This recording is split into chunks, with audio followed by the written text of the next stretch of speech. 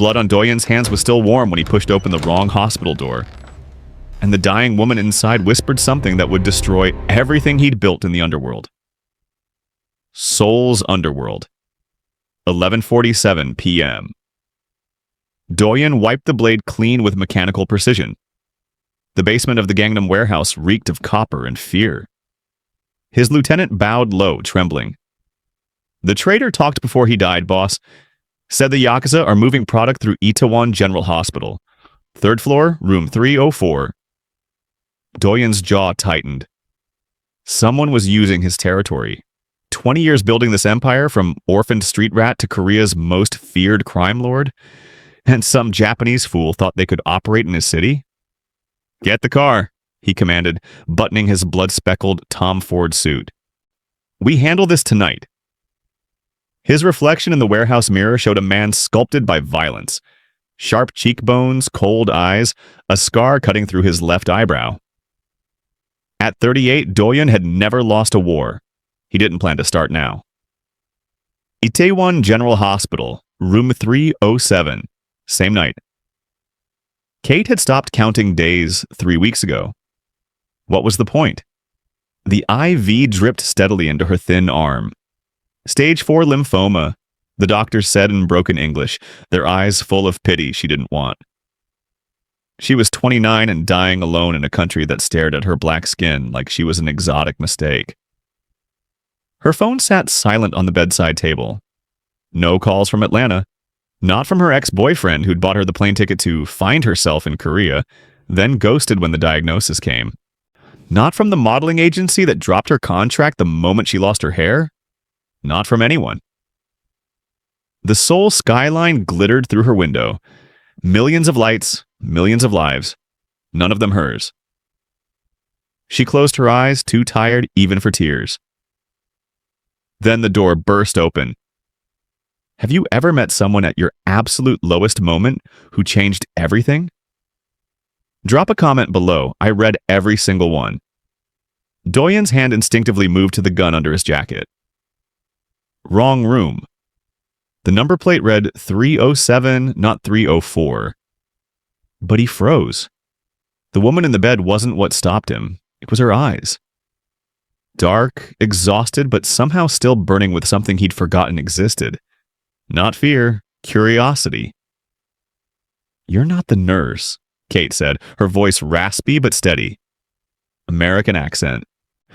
And you're definitely not supposed to be here. Doyen's finger relaxed off the trigger. Wrong room. My mistake. He should have left. Every instinct screamed to walk away. But something about the clinical emptiness, no flowers, no cards, no evidence anyone cared if she lived or died, made him pause at the door. Room 304 is across the hall, she offered, studying his expensive suit, the dangerous edge in his posture. But whoever you're looking for probably doesn't want to be found. Smart. Perceptive. You're alone, he said. Not a question. Kate's laugh was bitter. Observant. They teach you that in whatever business keeps you out this late in designer suits with blood on your cuff? Doyen glanced down. A single drop of crimson stained his white sleeve. He met her gaze without flinching.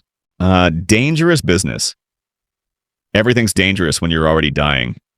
She shifted against her pillows, wincing.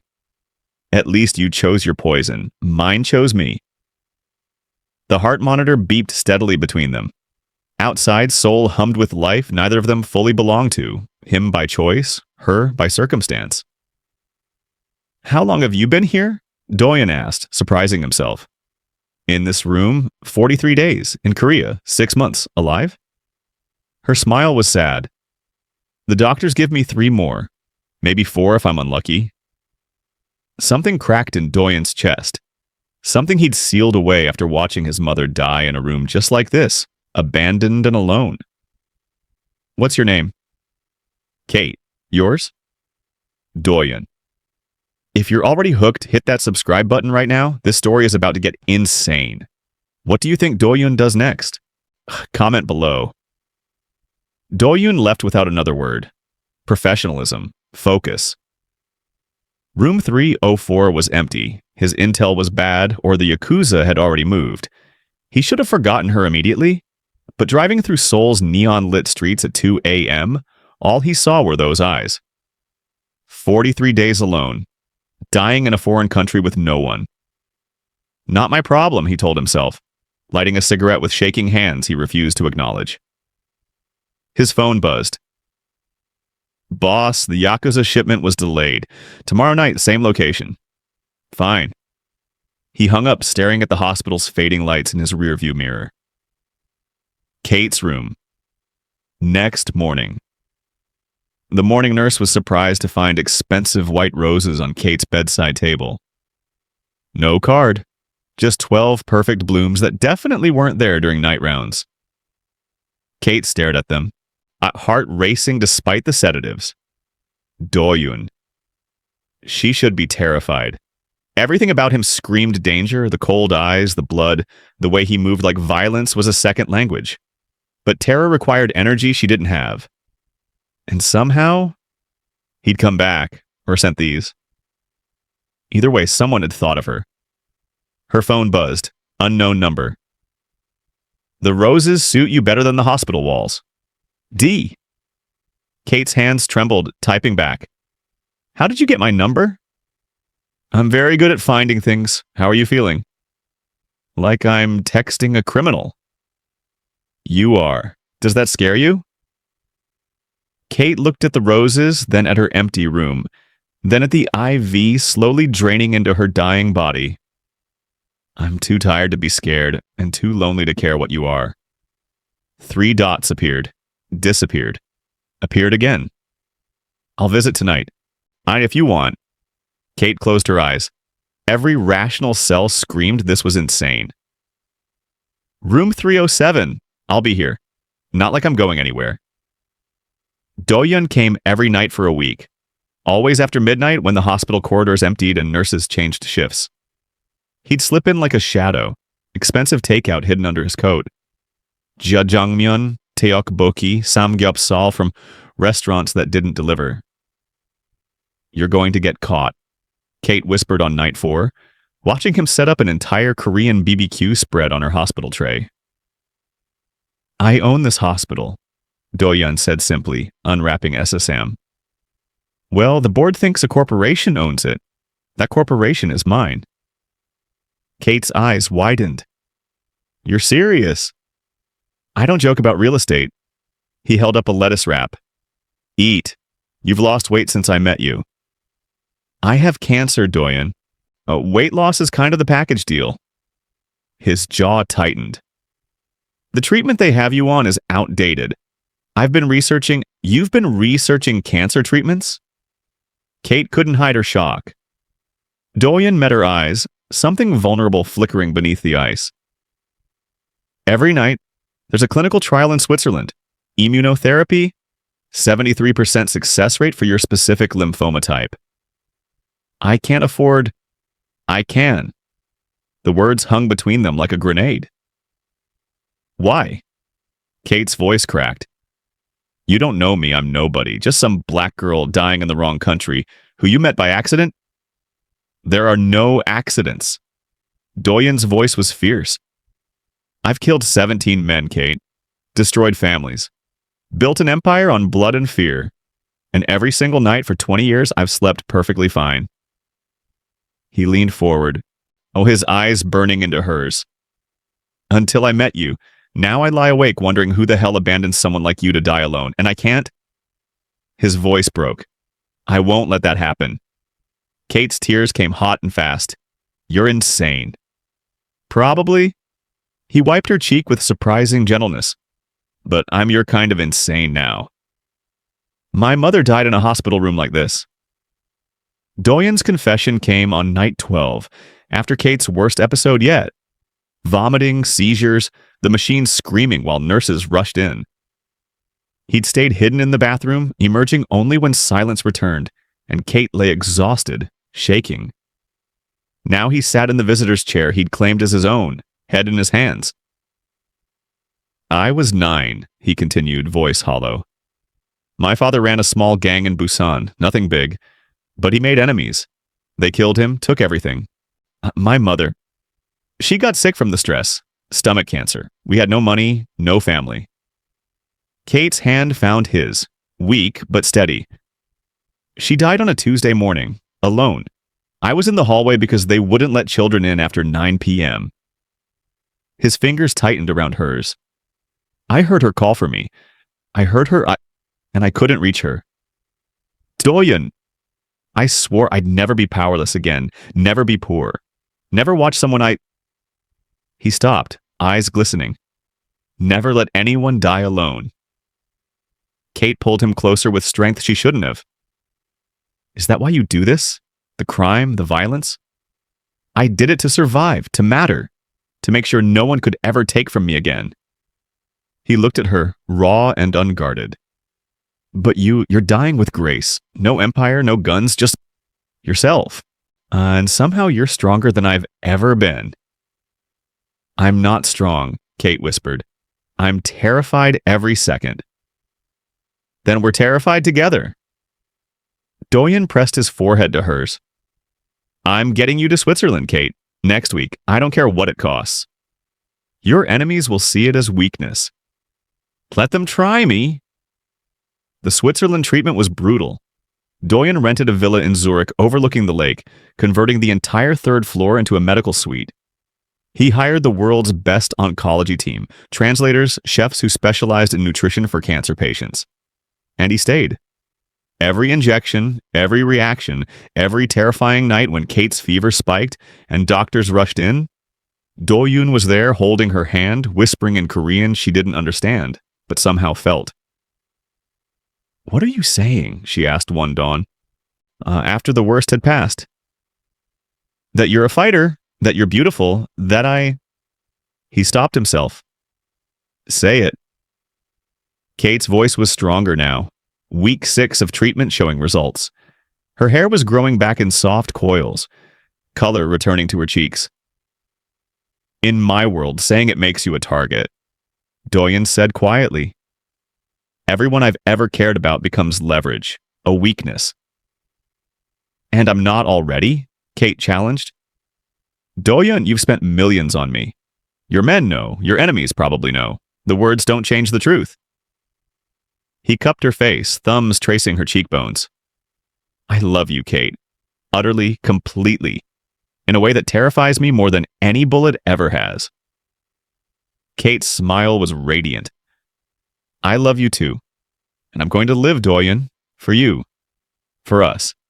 For this impossible thing we're building. He kissed her then, soft. Reverent, tasting of second chances and futures neither believed they'd have. Outside, snow began to fall over Zurich. Inside, a mafia boss and a dying woman held each other like the world had finally stopped trying to tear them apart.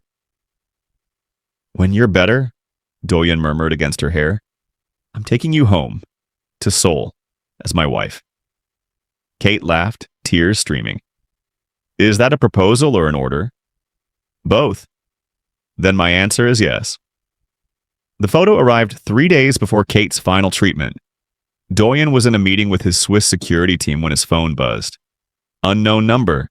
A picture. Kate's hospital in Atlanta. Her ex-boyfriend's new girlfriend. A news article about Kate's miraculous recovery going viral. Then the text, she's famous now, worth something. We're coming for what's ours. The Yoon Syndicate. Doyen's blood went cold. Or the Yoon Syndicate. His oldest rivals in Seoul. They'd been watching. Waiting, and now they knew exactly how to destroy him. He burst into Kate's room, face ashen. We need to leave, now. What? Doyen, I have one treatment left? They know about you. His voice was ragged with fear she'd never heard. Kate, they'll take you, hurt you, use you to gut me from the inside, and I can't... So what do we do? Kate stood, stronger now, but still fragile. Run forever? Hide? Let them win?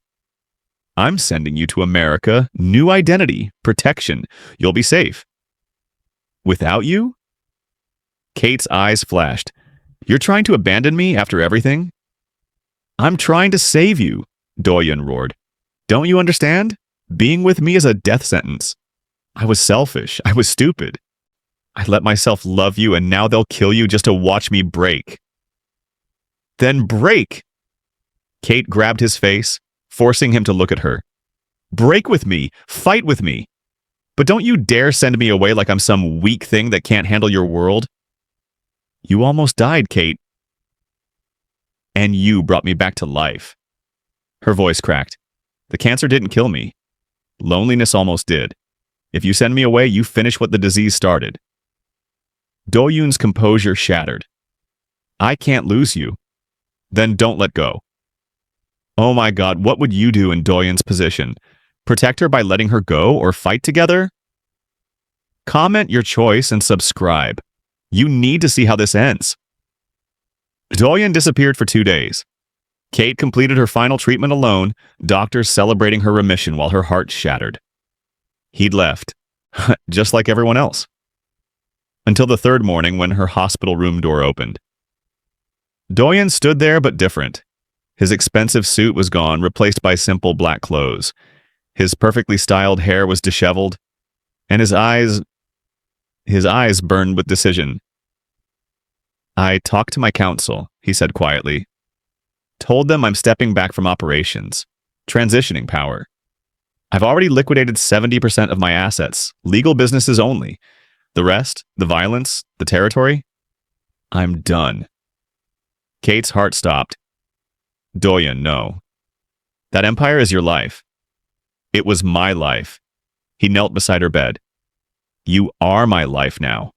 I've spent 20 years building power so I'd never be powerless again. But real power, Kate? Real strength? It's choosing you every single time. Even if it costs me everything. The Yoon Syndicate? I made a deal. They get my soul territory. I disappear. We both walk away breathing. His smile was bitter. Turns out a man in love is easier to negotiate with. They think they won. Did they? Kate whispered. Do-yoon pulled out a small velvet box. I lost an empire, but I gained you. You tell me who won. The ring inside was simple, perfect. A single diamond that caught the Swiss sunlight. Marry me, Kate. Not as a mafia boss and his prize, as Do-yoon and Kate. Two people who found each other in the worst possible moment and refused to let go. Kate's hands trembled taking the ring.